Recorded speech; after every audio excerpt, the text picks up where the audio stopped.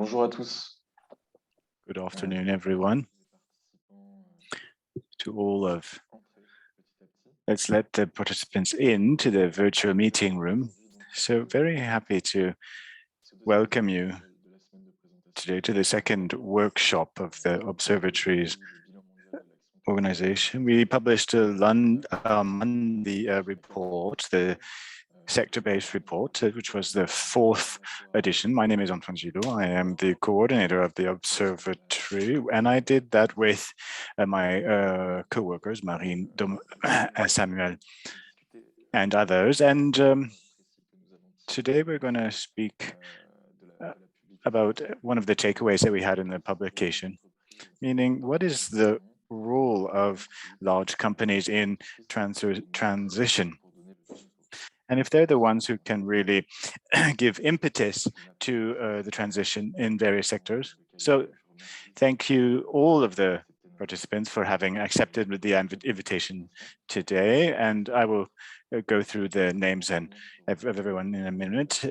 So let's look at the report, the climate chance report, so that we can all know what it actually is. And then following, we will look at the various hot topics that we'd like to maybe hear from our participants about.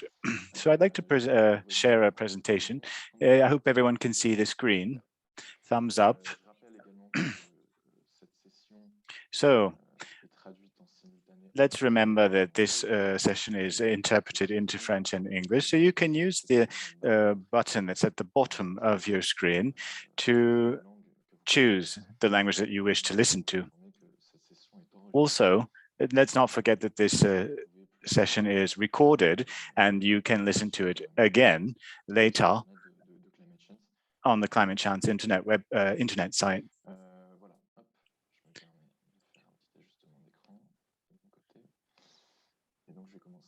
So let's start. So here's the report. I have a small issue here, but so let's look at the report.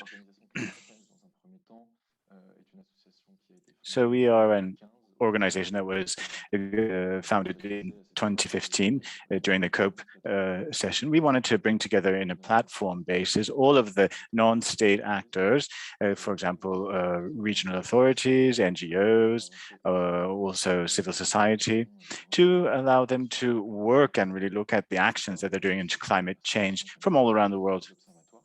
And within that, we put together the Observatory, and we really try to understand and make people understand about the climate actions that are going on around the world. We've been publishing this report for the past 4 years, sector by sector, that is pursuant to the COPE every year. So we look at what's actually done by the actors. And I think it's very important because often everyone is really looking at the commitments and pledges, but I think it's really important to see what's actually being done on the ground. And this will allow us to see how efficient these actions are and also the success and failure factors. So we don't actually put forward a point of view. What we do is we try to inspire moving forward with concrete action so that we can put together a story to understand what's going on over time. So we analyze 6 main sectors: energy, transport, building, industry, waste, and land use. This will allow us to have a vast range of issues that we are looking at and that can also illustrate the presentations that we will be looking at. So the 2021 edition is a little bit different from previous ones. We looked at it in 6 sectors, and we did it sector by sector. This will allow you to look at actually the key issues within the articles and have really go into the crux of the matters of what is interesting you. So firstly, we look at a mapping of indicators. It's on a 2-page layout, and we can see how the sector moved forward or evolved over the past year. And we can see what the various actors are doing. They are based upon many sources and also on objective data and concrete actions that they've undertaken. Then we have the various trends. These are the trends analysis, and we look in more in depth into them. We have about 2 to 5 per sector, depending upon the actual sector. We do it in a synthetic, in a summed up way. And this was written by the Observatory team and also by a third-party experts such as Showan Banna. This allowed us to really go deep into the matter of palm oil that we will look at today. Each trend is structured in the same way. Firstly, we have a data overview, which gives a holistic view of what's being done in the sector. And then we have an observatory's lens, which allows us to really focus on specific issues that we will look at. It will allow us to really organize what we're looking at. And then we have a bunch of signals, 50 signals, which allows us to look at initiatives, regulation changes, and also market transformations. And also it will help us move forward as to future trends. Then we have case studies. We've got 18 case studies to see really what's going on the ground with projects. And this was done by either the observatory team, or with external partnerships. It's a very dense report. It's a very intuitive, and it allows you to click on the information that you would like to have. So we also put together decision making and also key element part of the report. This gives us the 10 main takeaways of the report to see how climate action has moved forward and what will happen in the next few years. So let's look at the crux of this presentation. Resilience, supply chains, investments. Can big companies really give impetus to this transition? So let's look at what the report was able to shine light upon, and then we can look at the various analyses later. Firstly,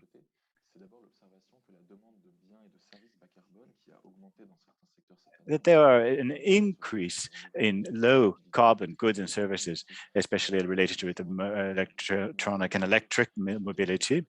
For example, we do have various sectors that are having difficulties decarbonizing. Within this demand, sometimes the demand goes over and above the capacities that the worldwide economy has. We had various shortages within the supply chain that showed this year. We see that there is a decrease in trade, which has gone down by 36% in 2020, and we think that it will be rebounding in 2021. So it's coming back. There is a rebound, and I think this will concern also consumer goods. It will also put the focal light on sectors that are really essential for transition. We know that for low carbon transition, some of these sectors need a lot of very important metals, for example, nickel, lithium carbonate, and cobalt, and there were shortages in these areas. Also, supply chains had difficulties during the period. This was the case in many countries. Bikes also went up in popularity because of the various confinement and sheltering in place. And this led to an increase in demand and use of bikes. And we know that the concentration at various points in the supply chain of some companies led to some slowdowns. For example, Shimano had delays, large delays for various bike parts. And this was had an impact on about 60% of the market, which had an impact on the delivery of bikes, which is very important for green mobility. And we also had an energy crisis in Europe, China, and India. Shows that there is a problem with coal-fired energy and also natural gas. So this led to, and maybe it was caused by tensions on the worldwide stage. So let's look at a few graphs. We see the evolution in prices of these strategic metals that I just showed between June 2020 and September 2021. we can see that the price went up exponentially, especially lithium. This is used mainly in battery production. We know that the various e-mobility has accelerated in various countries, especially in China and Europe. 1 car out of 10 is an EV. And we know that it's going up and up in the number of cars sold, which are EVs, which will increase the demand for lithium, of course. And this will be an issue for decarbonization. There were supply chain problems in various sectors, especially in the semiconductor market and transformer market in many countries, but especially in Taiwan, which led to tensions for supply of these semi-finished products. And it's very important for the IT shift and also for decarbonization, not only in Europe, but in other countries. We know it's very, very important, and that the EU is focusing on this IT or numeric shift, if you like.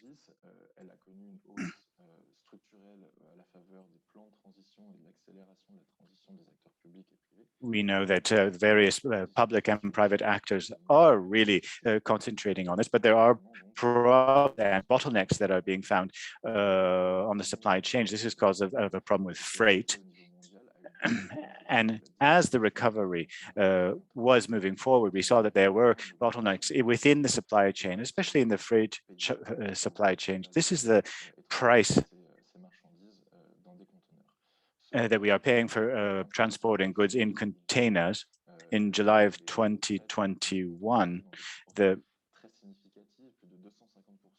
amount of freight goods has exploded. You can see here on the graph that between 2019 and 2020, that it has gone up in exponential manners. And this led to various focal points and tensions at the supply point or supply chain bottlenecks. So the countries are trying to find alternatives, especially land-based alternatives for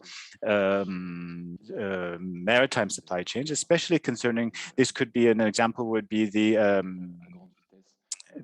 program being put in place by China to use various alternative transportation methods, including trains, so that they can maybe find other routes. China has invested in this enormously, for example, for freight and transportation alternatives coming from Europe between China and to Europe.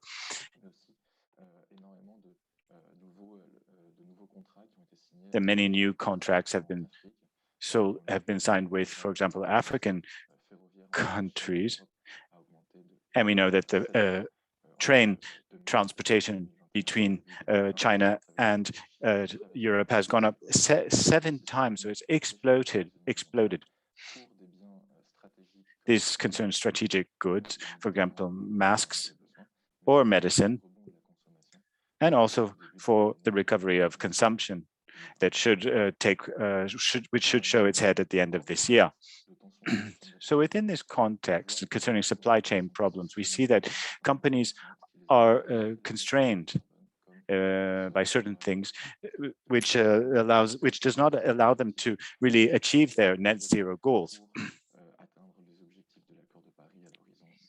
And notably, the Paris Agreement goals. So what we really underlined in the report were very major oil and gas players, for example, Repsol, Shell, etc., who have committed to net zero targets by 2050. They've also unveiled action plans which are very concrete, very detailed, that they include in their business model, and which showing that they are transitioning towards low carbon products. Mining companies are also doing the same thing, especially in their new markets. These are the companies that are supplying the metals, which are then transformed and used in batteries, not only for mobility, but also for stockage. They have also put in place very detailed action plans to really benefit from these new markets.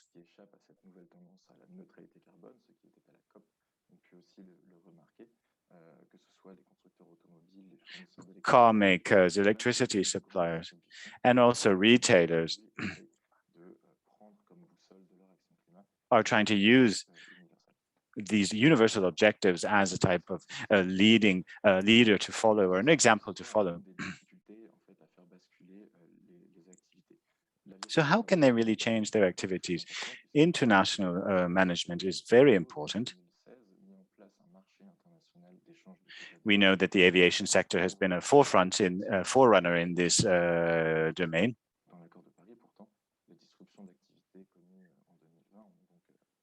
There was a disruption of activities in 2020 because of the COVID pandemic. They are involved in CO2 exchanges and the CO2 market trading.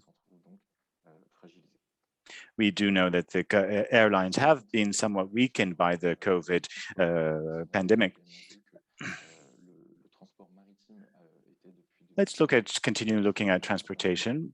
Maritime transport has also undergone some type of regulatory change. They have tried to put in place various cuts in their emissions and also in their fossil fuel use. We know that maritime transport has gone up and there is an impact on greenhouse gas emissions.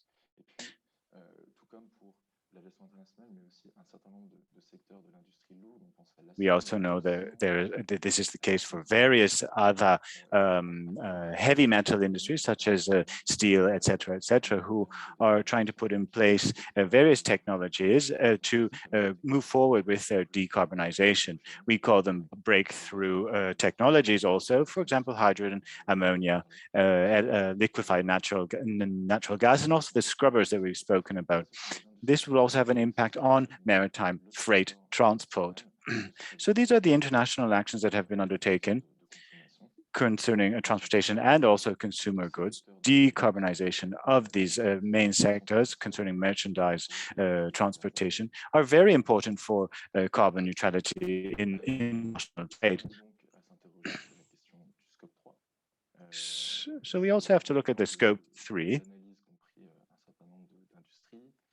It's an analysis that various industries have set forth, especially concerning a few oil and gas companies.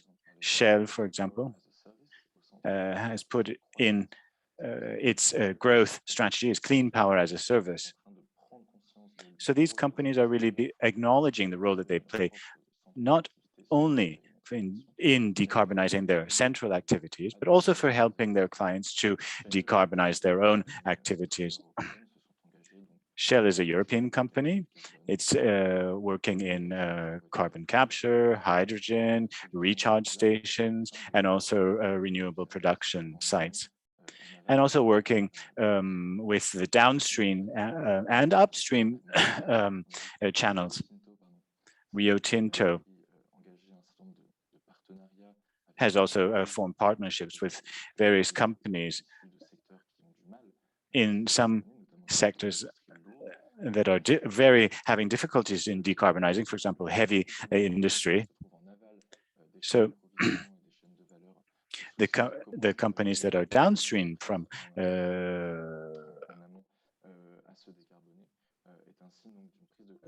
both upstream and downstream partners are trying to see how they can help each other with their decarbonization goals, and also try to use breakthrough solutions to really achieve this.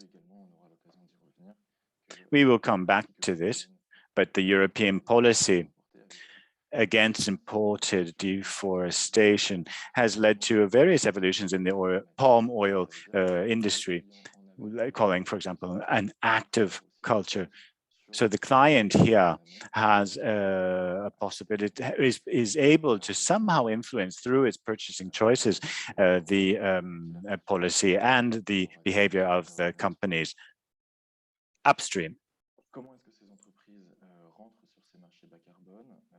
So how do the companies really come on to these low carbon industries?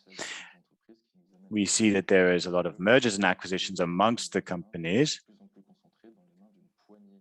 So this leads to a higher concentration of of the actual companies within just a few main stakeholders. This also has led to, has been done by vertical integration.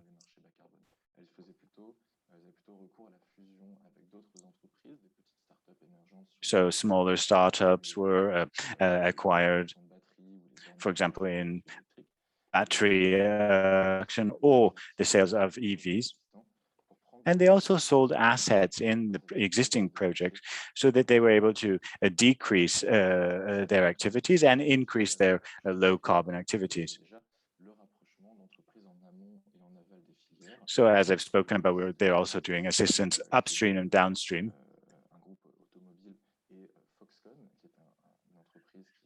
This is a type of transvertical integration. I already spoken about the various companies, but Stellantis and Foxconn, which are technology and phone companies, and now working on a joint venture to be able to assure the supply for their finished products and also to increase market possibilities and increase their added value at the end of the day.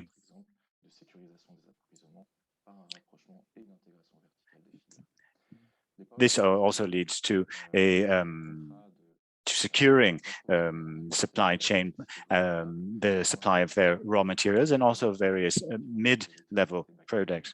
There are also power purchase agreements that this allows for some cities, for example, to use these power purchase contracts to make sure that they have a large part of the e-energy. This is used by larger cities, for example, London and Melbourne, and also large companies such as the GAFAM, Facebook, etc. are really using these power purchase agreements to be able to show, at least, that they are using green energy. So they're using in this because they have the large investment capacity to support and foster green energy production. And this is through these virtual contracts. This leads to a normalized, shorter value chain. This will be my last comment. And I'll look at a very specific sector, which is battery production. We really underline this in the report and at the COPE, that there has to be a wide-reaching cooperation. So that means the smaller players are really giving way to the larger players. So the battery sector is very important for this. The European Union put together various initiatives to regionalize these channels. And then also look at the issues concerning supply of raw materials, and also to really foster high technology endeavors. The United States has done the same thing. We also see that in countries that had a lot of raw materials, for example, these strategic metals are also doing the same things. Indonesia put in place a strategy by exchanging low value raw materials with high value finished products. So they're trying to integrate battery production and also EV production. This is also happening in Quebec and in RDC. They're doing similar things, and they have been really using their leverages of the wide availability of raw materials to attract final product production facilities to their companies. So I'm just talking about things quite in general. You can look more in details in our report. So I would like to now maybe give the floor to some of the panelists so that they can discuss what we would like to look at today in more detail. Madame Claire Martin, who is the director of RSE, Showan Choiruzzad, who is the assistant professor at Universitas Indonesia, Jan Tousco, who is working at Transitions DD, and Charlotte Hugman, who is working at the World Benchmarking Appliance.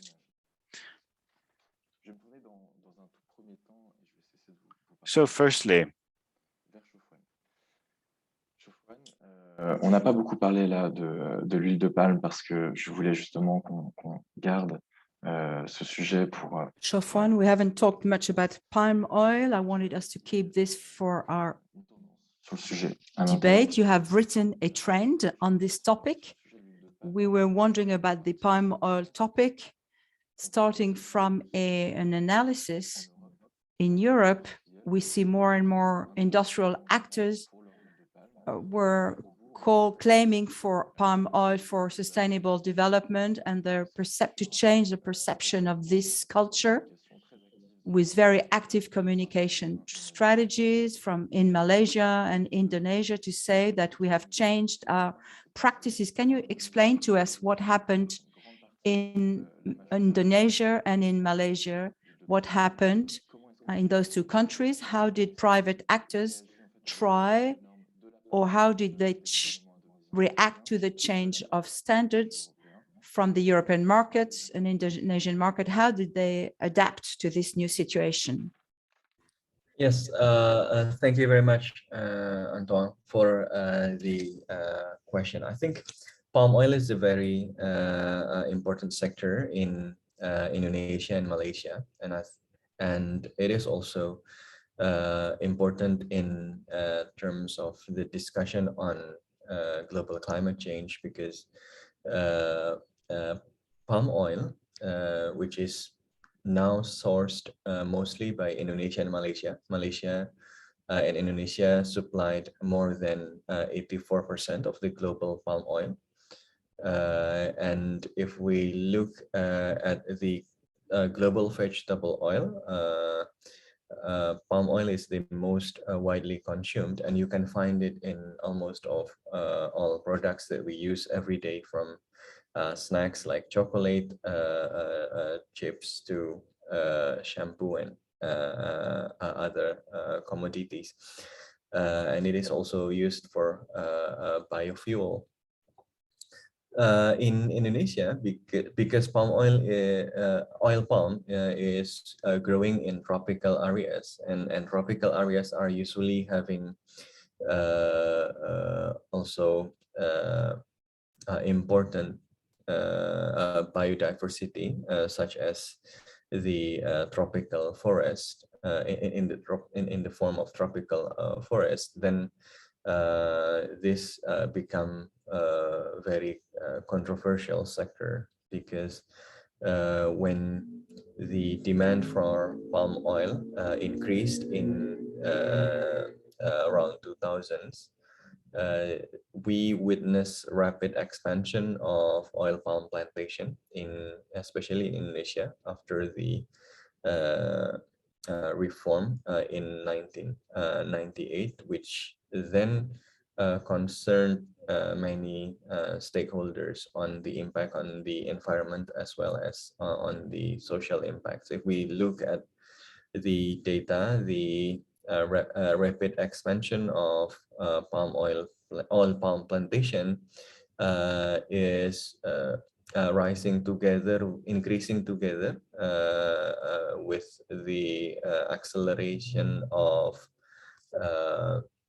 deforestation, or the loss of tree cover in Indonesia. Because of that, many stakeholders, NGOs, local and international NGOs, worked to warn the companies to change their way of doing things. So because of this, then there is an increasing awareness in the end of the supply chain, which is usually in the global north, like in Europe or in the US, where the environmental awareness about the impact of palm oil is increasing. And because of that, there are strong pressure from the consumers to pressure the palm oil producers. And then from that, we witness that there is the emergence of global sustainability standards, such as the RSPO, the Roundtable on Sustainable Palm Oil. How do these companies then respond to this development? I think it is important to note two things. First, we could not see these companies as uniform. We cannot see these companies as a single entity. So we must understand that different companies have different kinds of response to the development of these sustainable standards. Some companies responded more positively, while others are resisting it strongly. But in general, we see that there is at the beginning, there was a distrust on this certification because it came from the north. It came from outside Indonesia, outside Malaysia, mostly developed by actors in Europe. RSPO was built by WWF, Unilever, and also it involved Malaysian companies at the beginning, and including the Malaysian Palm Oil Association. Many are quite skeptical on this. So the first response was skepticism to this, especially because there is a perception that EU is also considered as a rival in the vegetable oil market, because EU also among the largest producers of rapeseed and also sunflower oil, which is also the competing the rival vegetable oil for palm oil. Because of that reason, many producers, many companies are at first skeptical. But then we see that RSPO then gain more ground in Indonesia. If we look at the data right now, the number of the certified palm oil area is mostly in Indonesia. Of course, it is still very small compared to the number of the and the size of the oil palm plantation in Indonesia, but there is an increasing number of companies who then follow the certification. Of course, since the certification, the RSPO was designed as a multi-stakeholder forum. It was continuously contested. The members who are coming from the civil society demands for stricter standards, which leads to, for example, the introduction of the NDPE, while the companies part, the producer, especially the producing companies, wanted more flexible standards, because of course stricter standard will create more cost for them, and they complained that these costs are only paid by them, not by other members. So other members demands more standards, stricter standards, but the ones who pay for the cost for that stricter standards are only the producers. So we see that within RSPO, there is a competition between those who demand stricter standards and those who demand a more lenient, a more flexible, a more understanding standard, which then creates some tension within the RSPO itself. At the evolution of the RSPO, then we see that in 2013, the Indonesian Palm Oil Association, the GAPKI, declared that it revoked its membership. So it gets out from the RSPO.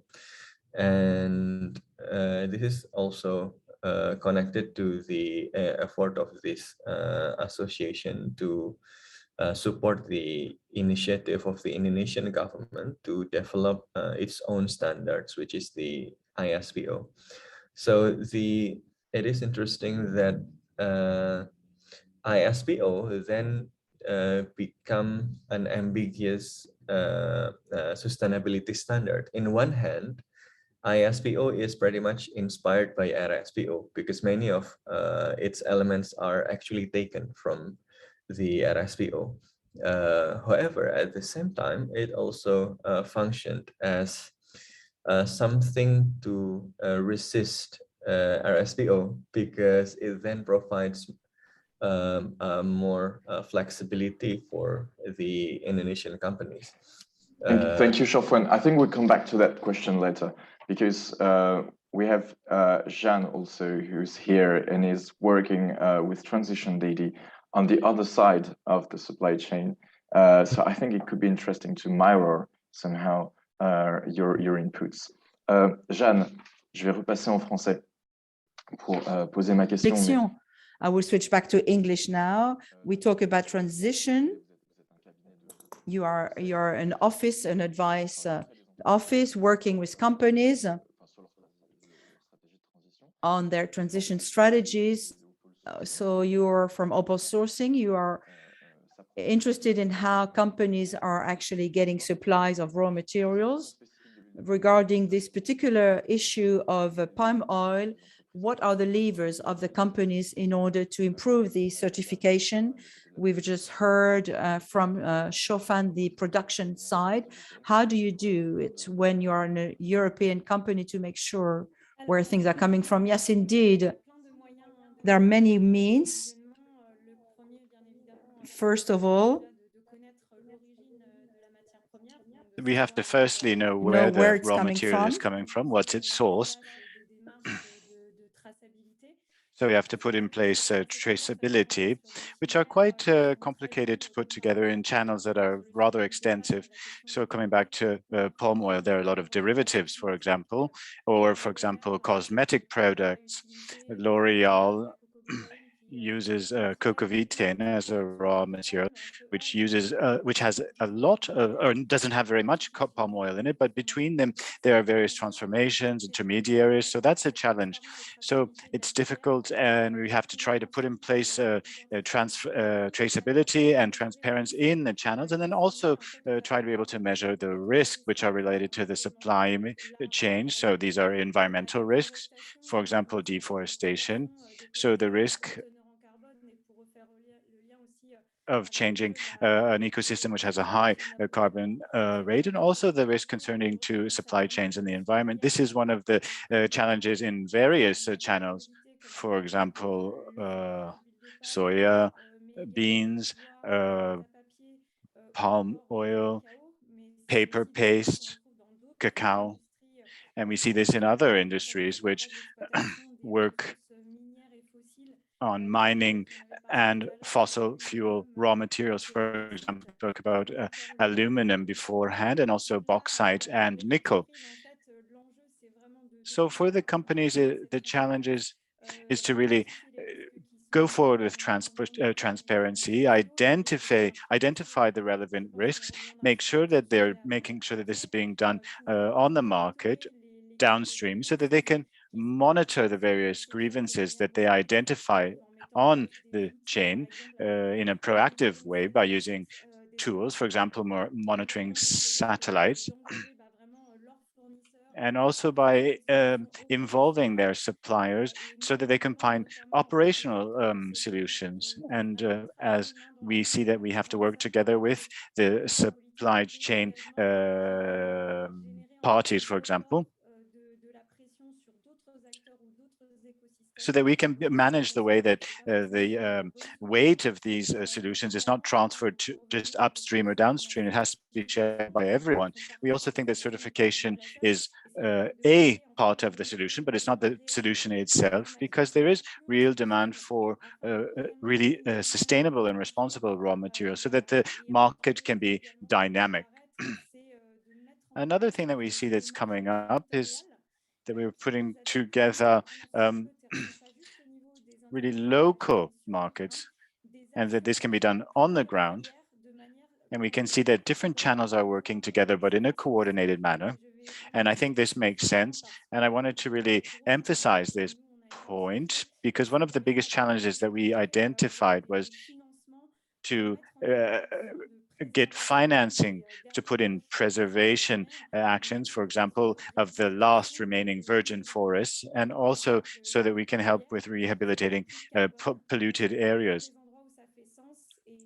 And I think this is important for what's known as carbon wells. So it's really important that we put together a very rigorous framework so that we can see what the footprint is and to calculate it properly, for example, offsetting, insetting, etc. These are things that are very expensive, poorly managed, and very poorly publicized. So they do not always deliver what they're promising, and their impact is not as great as we had hoped. So another challenge that we identified is to be able to move forward hand in hand with the producers in the transition towards a regenerative agriculture. This is, for example, so that we can help restoring the organic world, especially soils, for example, because they do play a large role in carbon stockage. So that's why it's really important, not only for the companies, but also civil society parties, non-scientific ones also, and scientific communities to really come together and speak about this openly so that they can give a greater meaning to the ecosystem, not only the ecosystem, but the agricultural ecosystem, to be able to identify the main principles and to see how they can be applied in the various channels and in the various contexts throughout the production chain. And I think it's really important to note that it has to be acknowledged that there are various constraints for the producers, that we have to identify these and support them, especially when they're implementing the solutions. For example, information concerning finding funding. This will allow them to get a better revenue and also to be more resilient.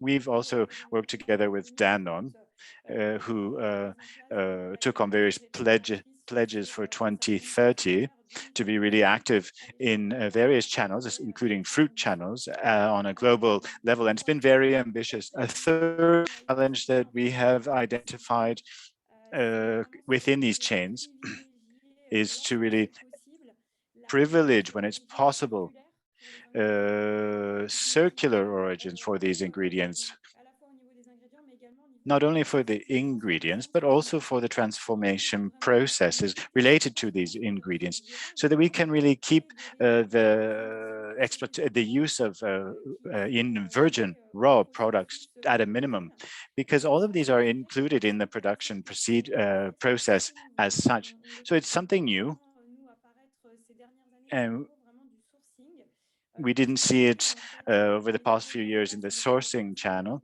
but it is starting. And so it's something that's more involved in packaging and the finished product, but we are seeing that it's being used on the channels, for example, metals, minerals, and plastics, but also for organic and also agricultural business channels. So it's not only the packaging, but it's also to make sure that what's inside the package, to make sure that it's done in a circular way, so that we can keep the carbon footprint at its lowest. So this is something that's really important, and we have to renew the processes, especially with R&D, together with the producers. And they have to be accompanied with various technological advancements so that they're able to put in place these new technologies. So I have other things to say, but I think maybe we're going to speak about this later, especially concerning the resilience of supply chains. Yes, we'll come back to that soon, concerning the resilience of supply chains, especially in the COVID context, and how the companies were able to take into account this this point. So you spoke about measuring the matrix and how can you measure the impact of these initiatives. So I'd like to give the floor to Charlotte Hugman from the World Benchmarking Alliance. So Charlotte, it's a organization which puts together a lot of studies to analyze the impact of various companies that are working on carbon neutrality.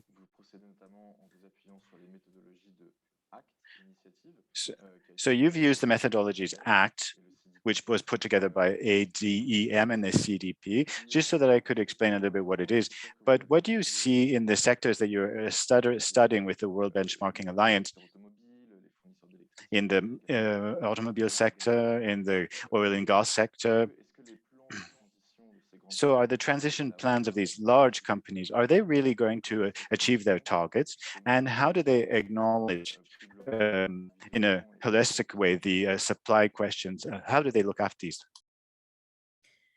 Thanks so much, and great question. I'll just begin my answer by quickly explaining ACT for anyone participating for whom ACT is new. So ACT is, and I just put in the chat box as well a link to the ACT, which means Assessing Low Carbon Transition initiative website. So an ACT assessment is really about the full, indeed holistic overview of how is a company really changing its actions in order to align with the Paris aligned pathways. And if anyone is looking now at the ACT website, you'll see the overview on the homepage explaining how ACT complements, for example, the Science-Based Targets Initiative for companies, which Science-Based Targets allows indeed companies to set targets. ACT is really asking, how are you going to achieve those targets? So it looks really across a broad range of quantitative and qualitative questions around how is the company doing in really reducing its emissions, both in the past, in the present, and looking ahead. And then what is the quality of its low carbon transition plan? And it includes also looking at the broader management of the company in relation to climate change. So does the company have climate change expertise on its board or at its management high level? How does it use scenario analysis, etc.? So it really goes beneath the surface of any net zero or carbon neutral commitments that are being made. And in this way is really designed to help businesses see under the surface and at the detail. And you mentioned the three sectors that we, as the World Benchmarking Alliance, in partnership with ACT, so ADEM and CDP, have looked at. We looked at the automotive sector, we looked at the electric utilities sector, and we looked at the oil and gas sector. Now, for all three, indeed, sectors, there's a piece in the ACT methodology that looks specifically at the supplier engagement. And I think that it's really important to see as well. Actually, for utilities, that's not such a big focus, but I think particularly for automotive and oil and gas, it's a very big focus in terms of how do they interact with their suppliers. And across all of our findings, the WBA purpose is to give these ACT assessments. They're a free public good, like with all our work, because we're all about driving change in the system, not just for the companies, but for other stakeholders.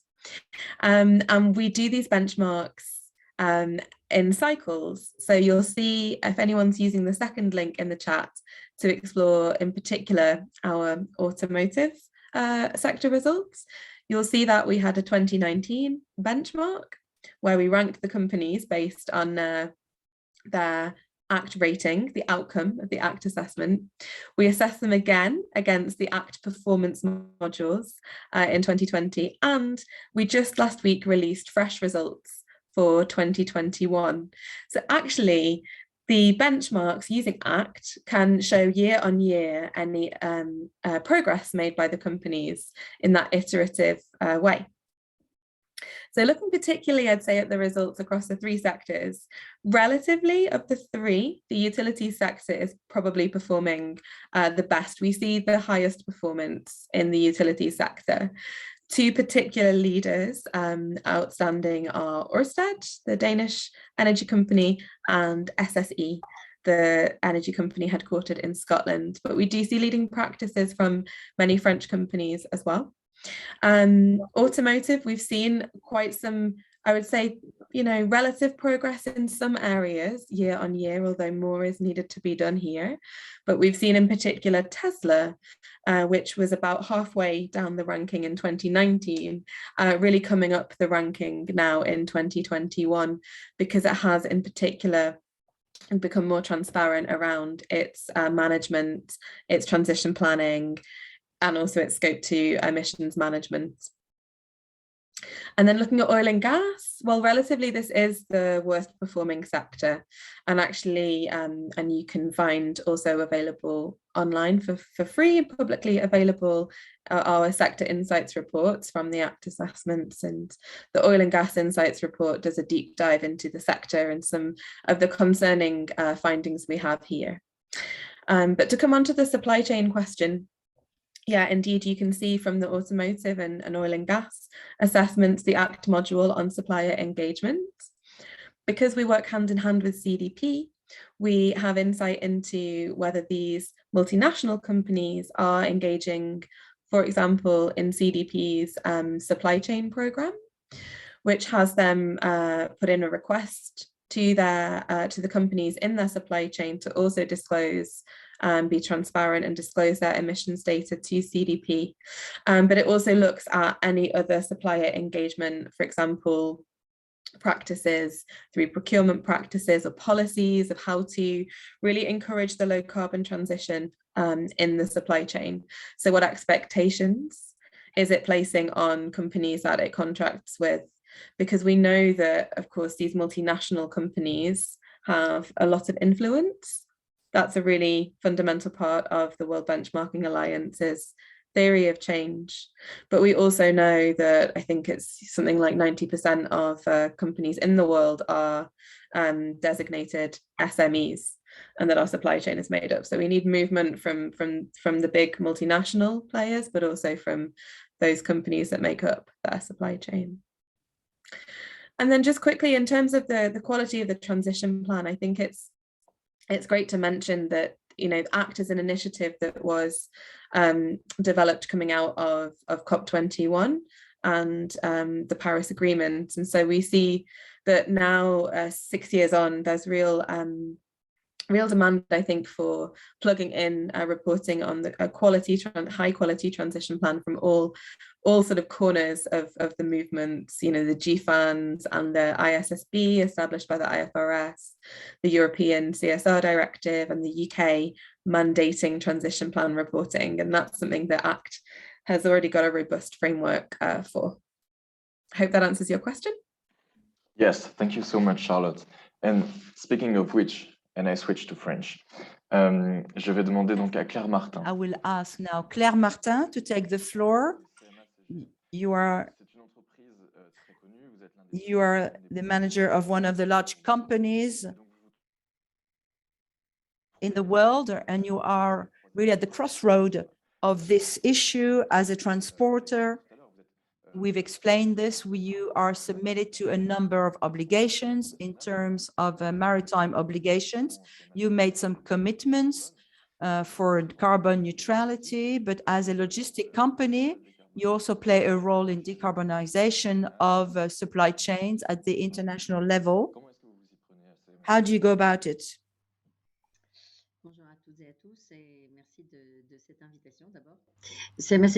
Thank you for this invitation. This CGSM is the third leader of container maritime transport and logistics with various stocking facilities and also multi-modular logistic in the maritime chain, meaning lorries, barges, etc. So we have this in our. We also have a subsidiary that is involved in aviation and transportation by airplanes. So our chair pledged carbon neutrality in 2050. And we really toughened up our pledge by saying that we have to be net zero by 2050. And we pledged this just a bit before the last COP, and we were a participant there, so that we could be one of the leaders in maritime transport players. And because in Glasgow, they were speaking a lot about oceans, maritime transport is really the heart of our activities, logistics, stocking, and other types of transportation have come a little bit on board a little bit later. So we're really involved in maritime transportation and have been from the very beginning. And we are very aware of the impact that we can have and what the actions are. So we put them in two big categories, which are E-friendly. Firstly, on the climate side, we had this goal of net zero by 2050. And then we put together a roadmap for decarbonization and the reduction of GHGs over that period, and also pollution reduction of any type, water-based, air-based, or soil-based pollution. So this will then reduce our carbon footprint. This choice was undertaken by CMA-CGM by the LNG. So today we have 20 ships which are running on all of the world's oceans on LNG. Of course, it is a fossil fuel, but the advantage that these ships present is that as soon as the production capacity and the technologies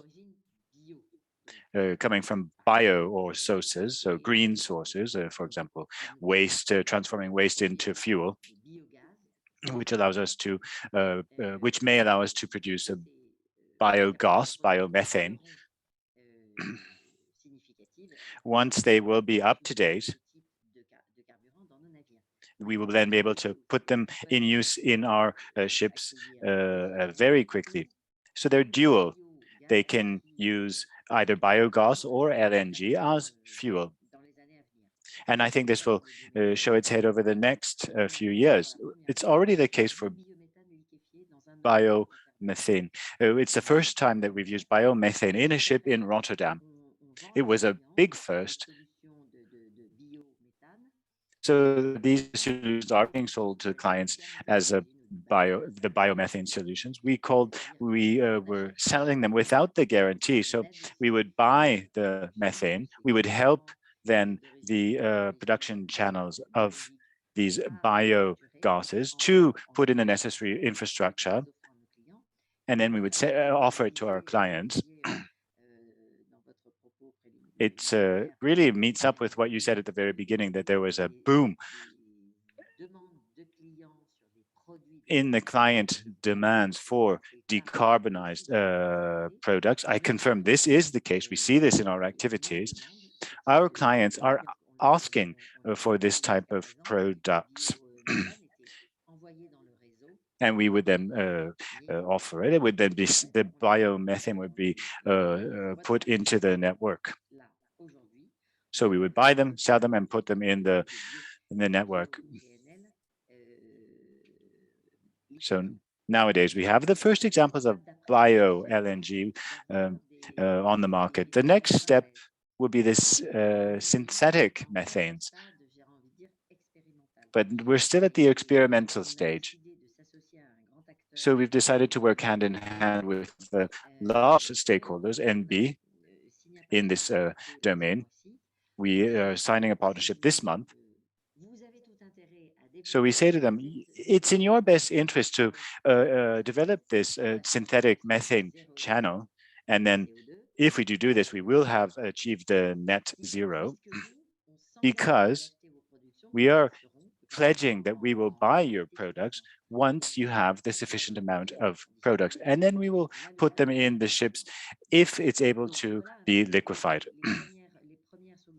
So these are the first solutions concerning maritime transport that are being put in place. These are transitionary solutions. It's not going to allow us to achieve net zero on 100%, but these are contributing solutions. We also work on an assessment concerning all of the VLIX solutions. We speak a lot about this these days. So we're looking at the 5 to 6 options that are offered either by startups or large companies such as Michelin. So we see if these solutions are adaptable to freight ships. It's not as obvious as you may think. So this idea of using the large sails, for example, it may only be applicable in certain maritime routes where the winds are really strong, but this is a solution. These are a new sail. It could assist in reducing 10, 15, 20% of CO2 if we were to use them properly. So we don't only work on the actual sources of energy. We also look at our ship's design, the aerodynamic, hydrodynamic structures, all of the other components of a freighter. And this allows us to make sure that we increase the efficiency of our ships. And the third thing that we're working on a lot to reduce the carbon footprint of the ships is how you actually use these ships. Firstly, for example, take your foot off the pedal a little bit and decrease the speed. This was included in your report. We also spoke about route optimization. So for example, IT is being used a lot here. It's very important. So we work on various fronts. So on the logistics front, we look at solutions so that we really encourage the clients that they use railways or barges when they take the containers off the ship rather than road transportation. So we know that hydrogen or electric lorries are not at the state of the art right now, and that they don't have enough autonomy to really do the longer routes. But that allows us also to work on these options that I just spoke about. So we're a little bit dependent upon the capacity and the autonomy of these EV vehicles, which may transport containers once it does come onto the market. So this is the reduction of our carbon footprint. And there's a second thing that I wanted to mention, which was we are working in a natural environment, which is the ocean. And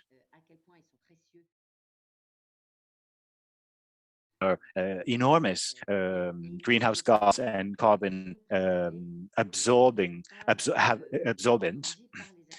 And we want to make sure that we are not damaging them through our activities. So there are two things here. It's two-pronged. Firstly, we have to measure the impact of our activities on the maritime biodiversity. I think we will be participating on methodology in this area. We don't have the tools right away, so it's a little bit difficult to know how to move forward. And then also, we want to reduce our impact and to better manage them. And right away, before the R&D bears fruit, we work on mangrove protection, coral protection, Mediterranean protection,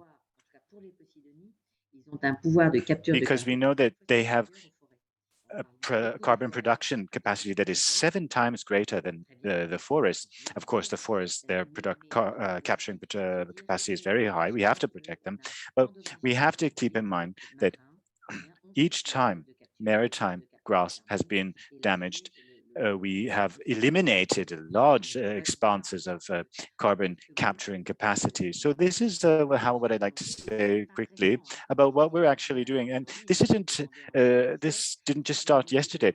We have 20 ships, 20 LNG ships. We ordered them in 2017. Their lifespan is about 25 years. And we also do retrofitting of the other ships that we have in our fleet, which are using traditional fuels. And then, then we propose to our clients the use of these biofuels. They are very successful on the commercial side with these boats because they want this. So we are working on that. And we think that this will then constitute the majority of the maritime fleet in the future.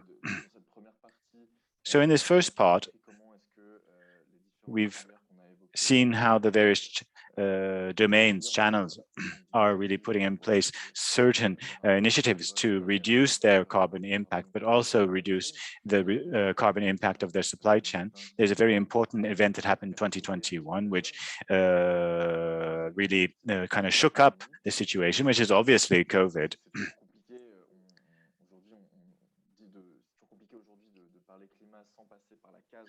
So we have to speak about this because we have the impression that it's going to change everything. We know that this will have an impact on all of the global market players. So Mr. Showan, I'd like to come back to you to look at the impact of COVID. And what is the impact of the pandemic on the palm oil industry? We knew that in 2020 there was a decrease in the demand for certified palm oil in Malaysia and Indonesia. So did the pandemic have an impact on this fact, and how has the industry reorganized or adapted to this change? Yes, thank you very much, Antoine. The pandemic is, of course, disrupting many dimensions of our lives, and palm oil sector is also affected. But if we look at the numbers of the global oil palm production, we see that after some decline in 2020, we see that the production of palm oil is increasing again, and the demand is increasing. Now, if we go to the oil palm farmers, the price is quite good and getting better, showing that the demands for palm oil is already increasing again. And I think that should make us put attention to this sector, because it shows that despite the pandemic, this sector is still quite resilient, because the demands are still high, and of course, because of the demands are continue to increase. Of course, we need to ensure that the growth of this sector will be sustainable. And I would like to second Jane's point on the importance of that the sustainability should be supported by stakeholders from all parts of the supply chain, and all stakeholders, not only those in the downstream or in the upstream. And to do that, I think we need to rethink some of the way we work on this. I think there are many great initiatives from certification to more comprehensive mechanism. But the thing that is often missing is that this complex mechanism, these complex themes are often designed by those in the developed countries in the north, but often without strong involvement or participation of those in the south, which is affected by these themes. For example, RSPO is good and it has many positive aspects, but then there are also concerns about the situation faced by the smallholders, the producers, which they want to be more sustainable, but the existing mechanism doesn't really give them more rooms to adapt to these mechanisms. So I think in that sense, in order to ensure that this good intention to have a comprehensive schemes to create sustainability, we have to ensure that there is participation in the production of the designs of the themes, because these themes, these mechanisms will affect those in the producing countries also, including the smallholders. So I think it is important for the smallholders to be involved in this process also. The second point is that I would like to say here is that it also shows that this is not only a technical problem. So we have many ideas and many solutions, but many of those ideas are not optimal because they are embedded in a particular political and economic structure. For example, on the issue of governance, the issue of sovereignty and the international relations. So I think it is important also, apart from ensuring that this mechanism should be also inclusive. So it should be inclusive. It is not enough to have a good intention and good technical solution. It has to be also inclusive and involve many stakeholders. So I think that is the point that is often missing. Many complex and advanced themes are designed by those with how to say strong research or strong design, but could not be worked because many stakeholders are skeptical to that because they are not involved in the process. So I think we need to be more how to say inclusive and participatory in that sense. Thank you, Showan. I think we come back to that participatory point that you've made with Jade, because you are working with the business community on that purpose. So, tout d'abord, je voudrais peut-être revenir vers Claire Martin, qui va devoir nous quitter. Going back to Claire, she has to leave us in a few minutes. So Claire, if we continue around this issue of the pandemic, obviously the maritime sector has been greatly impacted in view of the situation, and we are still seeing these ships that are staying in the harbors. They're not able to unload their cargoes? How do you face the situation as a company that needs to show that they are going forward? Thank you. Indeed, pandemic was not planned, obviously, and that led to an explosion and of trade and transport related to this trade.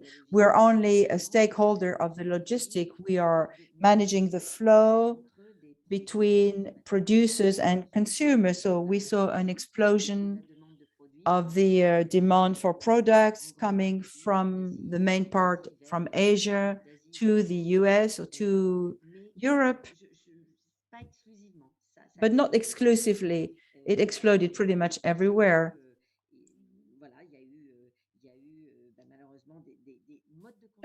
There were modes of consumption which changed. They have become more digital,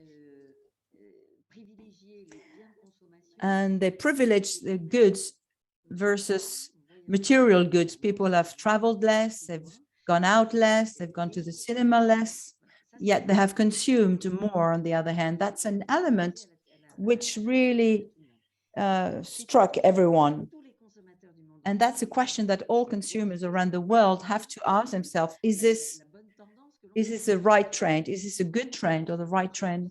For us as stakeholders in this supply chain, we have to meet a demand and which is increasing greatly, but that doesn't explain, of course, all the jams and all the traffic.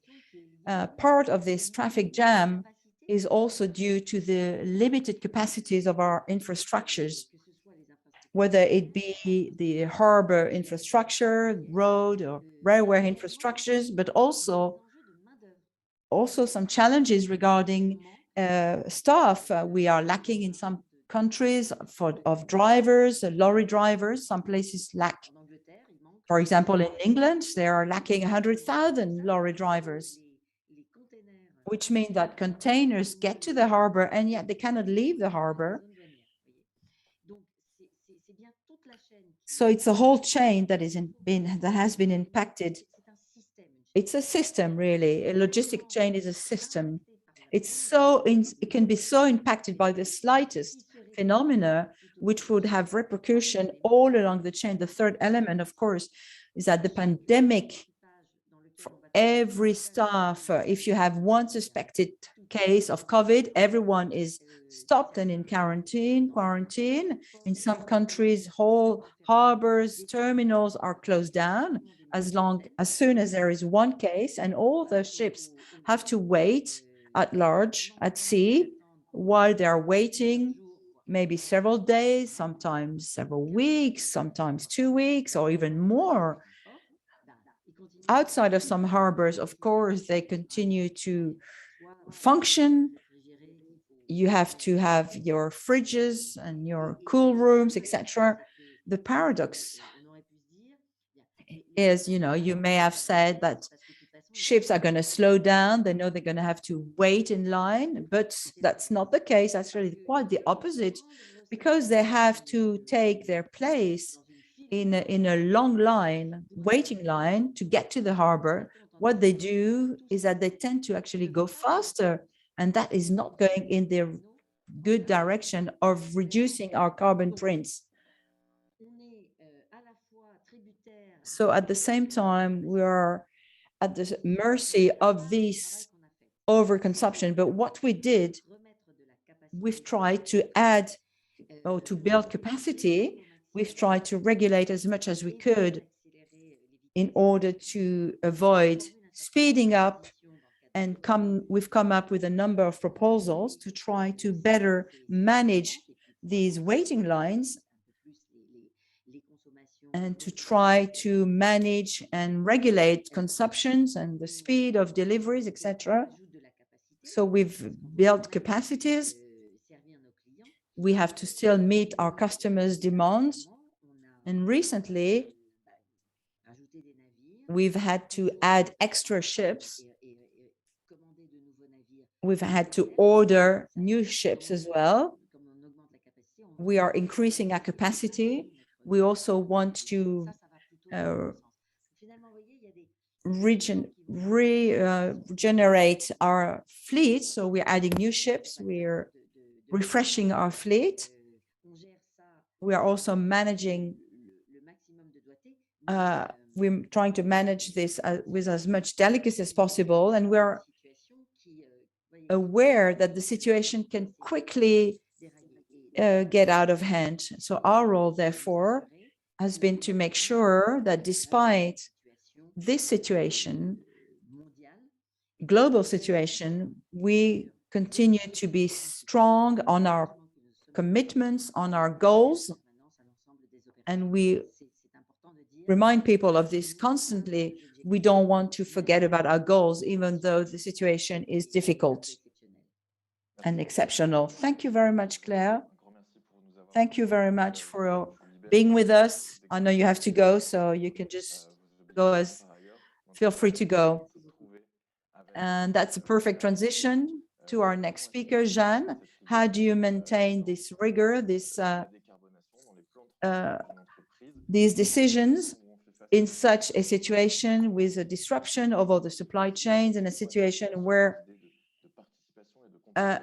we want to have more participation of stakeholders? There is also people that we've had to be far away to work with at a distance. Thank you for your question. Indeed, we have to say that COVID really changed everything with supply chains and a lot of consequences that we've had. It's important to mention these consequences.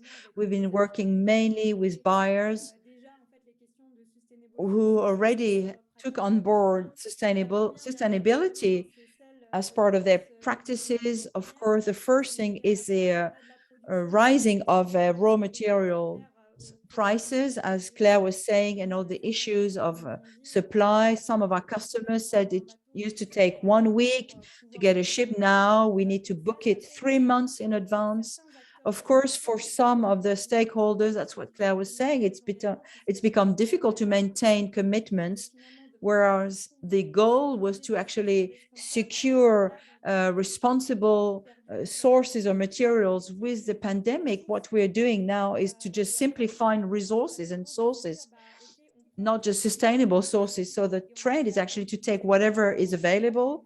As Antoine was saying, there's a real competition to actually access strategic resources, this lack of resources, which we have seen on volumes, conventional volume. We've also seen this on certified raw materials, and our customers had to accept non-certified raw materials to avoid the lack of materials. They've had to make changes. In the case of palm oil, we've seen prices that have tripled compared to the normal price. So the difficulty in all of this is that it led companies to substitute some of their materials and sources to other sectors, which is what we call an effect that has led the environmental goals on some sectors to move them to other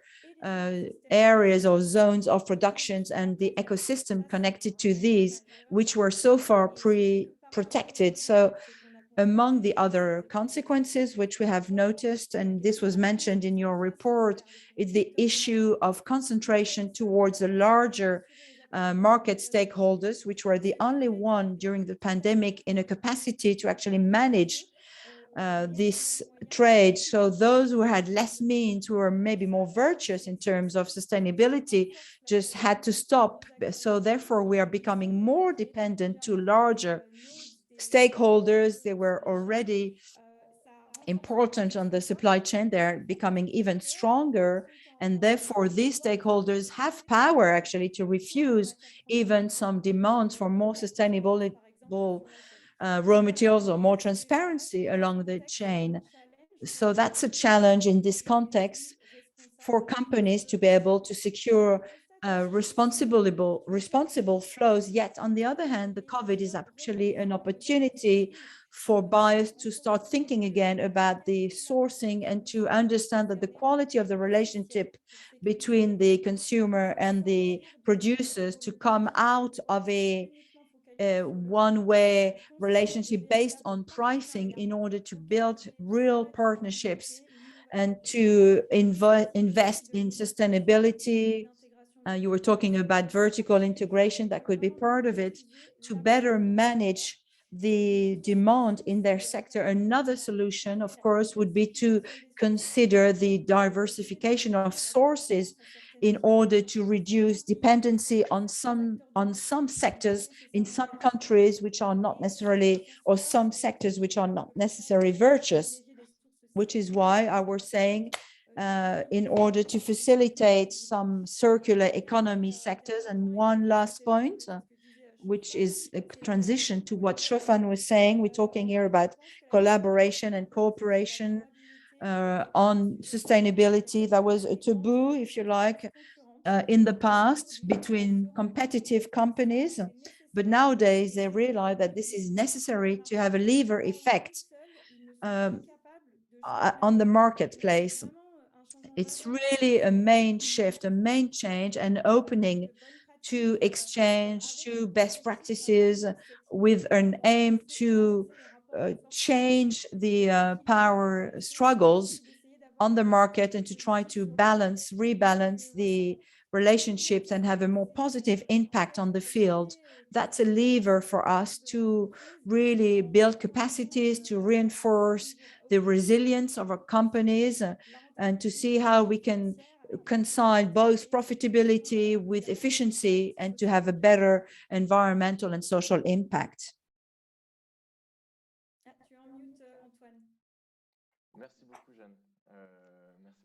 Thank you very much, especially for this extra comment that you, and I think it links up with Claire and Showan said. So before giving the floor to Charlotte, there's a comment from Zanzu Mujiwa in Congo, who spoke about human rights, especially in the sourcing of metals, actually cobalt, in RDC. So it's one of the questions that we also have during the presentation of the report is climate and GHG reduction also concerns human rights, downstream and upstream.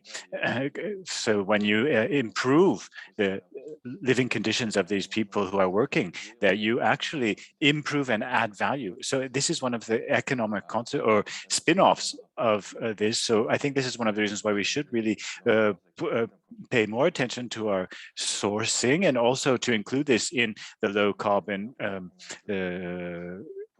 context. So we have many tools to assess company strategies, channels.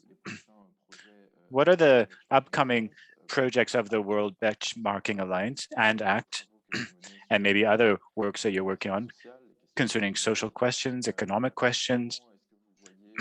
How do you see the future of these assessments? How are you able to diffuse your messaging in the companies concerning benchmarking so that you can saying that maybe the company should work better towards achieving their goals? Thank you so much. So to take the first part of the question, I believe in linking to the social impact, for those who've had chance to explore the World Benchmarking Alliance's work, you'll see that we center actually all of our work around the social transformation. We have a big team within WBA and across each of our other what we call system transformations. So the climate and energy benchmark is one of the systems. For every company assessment, we also look at how are those companies addressing the social impacts of that system transition they are in. So a big piece of work we did this year for the climate and energy benchmark assessments is on a just and equitable low carbon transition for workers, communities, and other affected stakeholders impacted by the companies transitioning from high carbon intensive practices to renewable and low carbon practices that are fit for the Paris aligned future. And the just transition looks at very specific things like, is the company actually engaging both in stakeholder engagement broadly, but specifically in social dialogue with its workers to jointly create a just transition plan? Is it also assessing where it needs to contribute to reskilling or upskilling workers? And how is it going to be part of creating the green and decent jobs of our low carbon future? And also, is it using its influence to really advocate for with governments and policymakers to advocate for just transition supportive regulations? These questions that we look at for every company in the climate and energy benchmark go hand in hand with the World Benchmarking Alliance core social indicators that also look at human rights, including commitment to human rights and due diligence by the company. It looks at providing and promoting decent work, and it looks at the company's ethical action, including, for example, general lobbying practices and the company's approach to, for example, transparency of tax practices. So we really, through this work, we at the WBA really put the social transformation at the heart of everything we do in order to achieve low carbon transition and other aspects of the sustainable development goals that really embed the sustainable development goal of leaving no one behind. I should add specifically around mining, that I see that's part of the question coming in the chat, that we haven't covered the mining sector yet in the climate and energy, or we have a new nature and biodiversity benchmark just beginning. And that methodology will be actually open for comments from the public, I believe, starting in January 2022. So please follow the website for new news on how you can get involved in helping us shape the nature methodology. But it has, I believe it's a sector that we have a specific team that look at human rights in a very deep way. And I believe they've looked at the extractive sector before. So please look at the website and look for corporate human rights benchmark to learn about how we do a deep dive also on human rights performance in our benchmarking work. And then just quickly, because I'm aware that we're a few minutes after the end of this time allocated for the event, I just did want to talk very quickly to Antoine's question about how do we, of course, we can say in our reports and on our website, companies should do better, but how do we really stimulate this kind of action? We are launching a series of what we call collective impact coalitions at the World Benchmarking Alliance. And we've just launched at COP26 in Glasgow. We launched our collective impact coalition around decarbonisation and just transition. The purpose of this coalition and other, we call them kicks in WBA, is to really drive that collective dialogue through organisations from different stakeholder types. So the Just Transition Kick is being, at the moment, we've had 2 asset managers, ODO, ODO, and 91, who have stepped up and said they would like to be the investor leads for that kick on Just Transition. And we look to work with different actors in the ecosystem to use our results, talk about the results, and find really tangible ways that the results can actually stimulate the kind of action we need to see from the private sector. I hope that answers your question nice and quickly, conscious of time, and thank you again so much for the session and for having us join. Thank you so much for being conscious of time. This was not part of my question and my requirements, but yeah, you did it well. So thank you so much. And I would like to thank you, each of you. Claire is gone, and I will switch back to French maybe. Merci à tous. Thank you, everyone, for having participated in this event, for having presented your findings. I think that everything has been well linked up. We see that it's different subjects, different topics, but they are linked up and are complementary concerning the supply chain. For example, how can the large companies really move forward and achieve their goals? And what is their influence and the impact of their actions on the whole? So thank you very much. Please feel free to participate in the upcoming sessions. Showan, Charlotte, Jeanne, thank you for being here. Thank you for participating, and thank you for everyone who has been listening to us. Très bientôt. Merci. Merci bien. Thank you. Merci. Merci. Très bientôt.